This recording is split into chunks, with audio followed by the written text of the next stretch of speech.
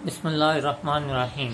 अस्सलाम वालेकुम स्टूडेंट्स। आज हम 9th क्लास की बायोलॉजी के chapter number 1 introduction to biology का टॉपिक स्टडी करेंगे, ब्रांचेस ऑफ बायोलॉजी। इससे पहले हमने डिवीजन ऑफ बायोलॉजी को पढ़ा था।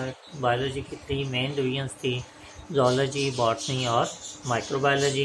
तो डिवीजन्स के बाद अब हमारे पास नेक्स्ट है ब्रांचेस ऑफ बायोलॉजी। तो आज के टॉपिक में हम जो 7 ब्रांचेज हैं, पहली 7 ब्रांचेज हैं, उनको स्टडी करेंगे। नेक्स्ट ब्रांचेज जो है वो हम नेक्स्ट लेक्चर में स्टडी करेंगे। तो आज के लिए हमारी पहली ब्रांच है मॉर्फोलॉजी।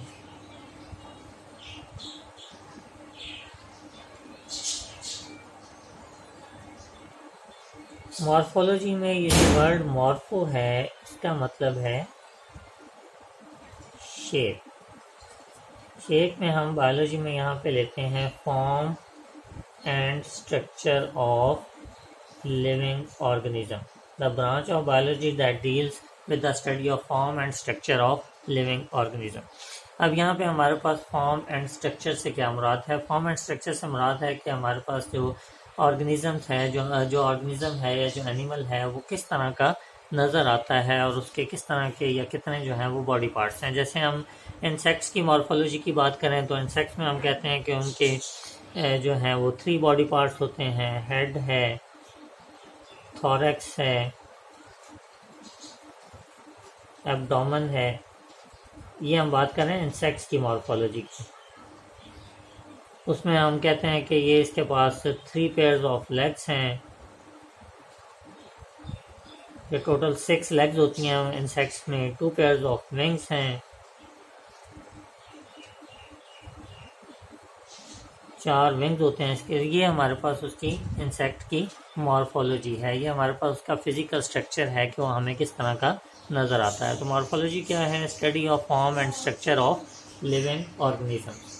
उसके बाद नेक्स्ट हमारे पास जो बायोलॉजी की ब्रांच है वो है अनाटॉमी।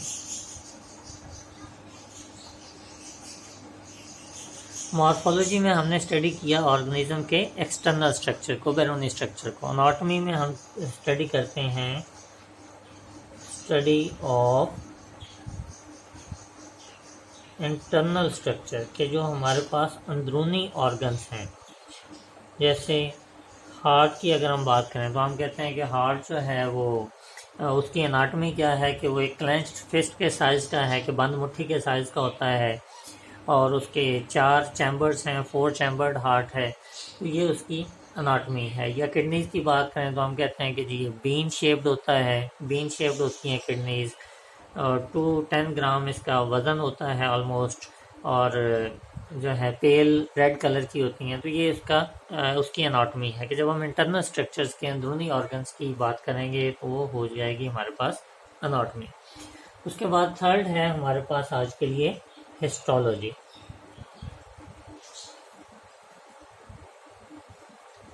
हिस्टोलॉजी में ये जो वर्ड हिस्टो है, हिस्टो का मतलब है टिश्यू। टिश्यू की डेफिनेशन क्या है? Group of similar sales performing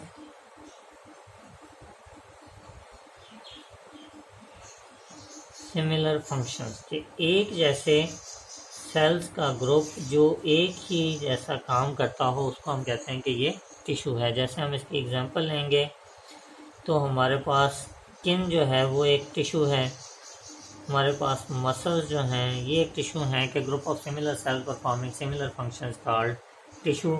और जब हम टिश्यू की स्टडी करते हैं तो हम उसको कहते हैं, या बायोलॉजी की वो ब्रांच होती है histology. The microscopic study of tissues is called histology.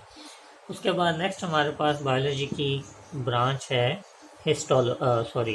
Cell biology.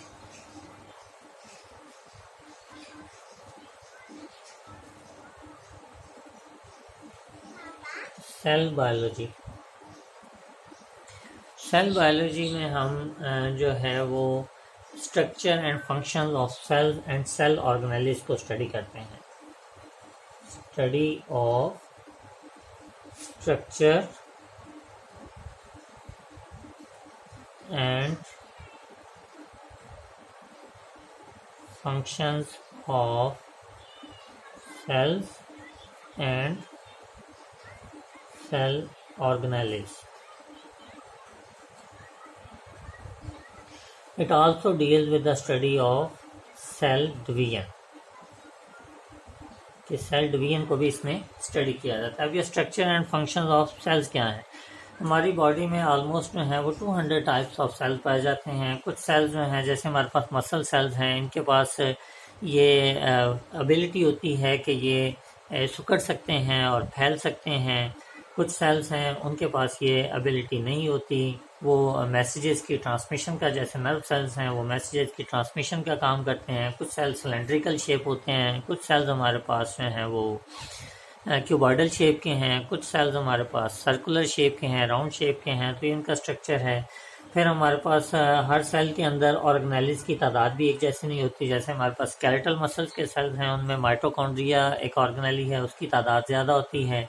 जो स्मूथ मसल सेल्स हैं उनमें उस ऑर्गेनेली की माइटोकॉन्ड्रिया की मिकदार कम होती है। तो ये डिफरेंट सेल्स का उनके फंक्शंस के लिहाज से अल्लाह ताला ने बनाया हुआ है कि जिस सेल ने जिस तरह का फंक्शन करना होता है उसके लिए जो पर्टिकुलर ऑर्गेनेली है वो सेल में ज़्यादा होती है। तो जब हम सेल का स्ट्रक्चर और फंक्शन को स्टडी करते हैं तो वो हो जाती है सेल बायोलॉजी। फिर सेल डिवीजन को भी हम स्टडी करते हैं। कुछ सेल्स जो हैं उनमें डिवाइड करने की एबिलिटी ज़्यादा होती है, कुछ सेल्स जो हैं उनमें डिवाइड करने की एबिलिटी कम होती है। सेल्स के डिवीजन का तरीक़ेकार भी थोड़ा सा डिफरेंट है। प्लांट सेल्स की डिवीजन और तरह से होती है, एनिमल सेल्स की डिवीजन और तरह से होती है। तो हम सेल डिवीजन को भी सेल बायोलॉजी के अंदर ही स्टडी करते हैं। तो उसके सेल बायोलॉजी के बाद नेक्स्ट है हमारे पास physiology.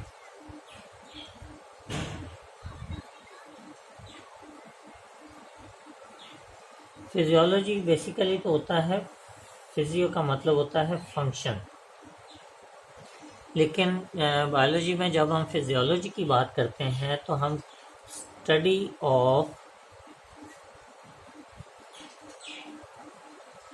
Structure and function relationship, कि हम स्ट्रक्चर और फंक्शन का आपस में रिलेशनशिप स्टडी करते हैं।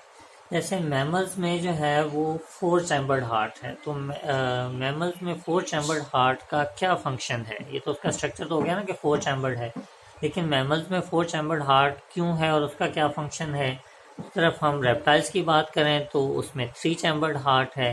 रेप्टाइल्स में हार्ट 3 चैम्बर्ड क्यों है और इसका क्या फंक्शन है?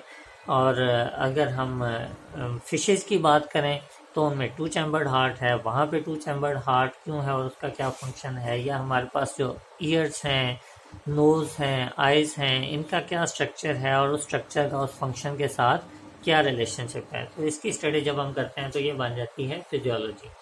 The branch deals with the study of functions of different parts of living organisms. उसके बाद नेक्स्ट हमारे पास बायोलॉजी की ब्रांच है मोलेकुलर बायोलॉजी, या हम इसको मॉलिक्यूलर बायोलॉजी भी पढ़ते हैं। मॉलिक्यूलर बायोलॉजी या मोलेकुलर बायोलॉजी, तो ये क्या है? Deals with the study of molecules of life, study of molecules of life, कि वो मॉलिक्यूल्स जो हमें ज़िंदा रहने के लिए ज़रूरी हैं, जिनमें हमारे पास आ जाता है वाटर है, प्रोटीन्स हैं, कार्बोहाइड्रेट्स हैं, लिपिड्स हैं, न्यूक्लिक एसिड्स हैं,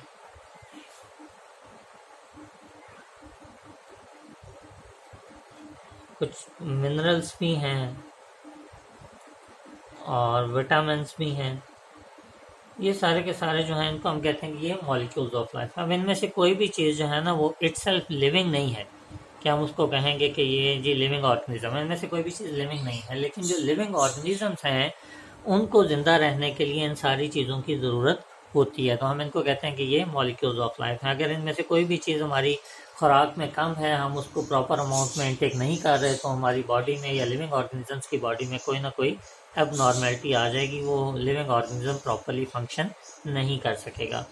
तो इनको हम कहते हैं कि मॉलिक्यूल्स ऑफ लाइफ हैं, और इनकी जब हम स्टडी करते हैं मॉलिक्यूल्स ऑफ लाइफ की, तो वो बायोलॉजी की ब्रांच बन जाती है मॉलिक्यूलर बायोलॉजी या मोलेकुलर बायोलॉजी। और नेक्स्ट हमारे पास आज के लिए जो लास्ट ब्रांच ऑफ बायोलॉजी है वो है genetics.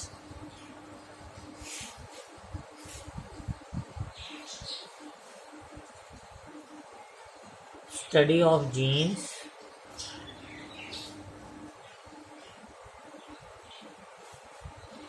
and their role in inheritance।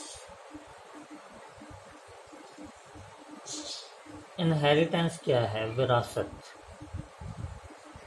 विरासत क्या है कि हमारे अंदर बहुत सारी क्वालिटीज़ ऐसी हैं जो हमारे पेरेंट्स से मिलती जुलती होती हैं, कि हम अपने पेरेंट्स से बहुत ज़्यादा रिजेम्बलेंस रखते हैं।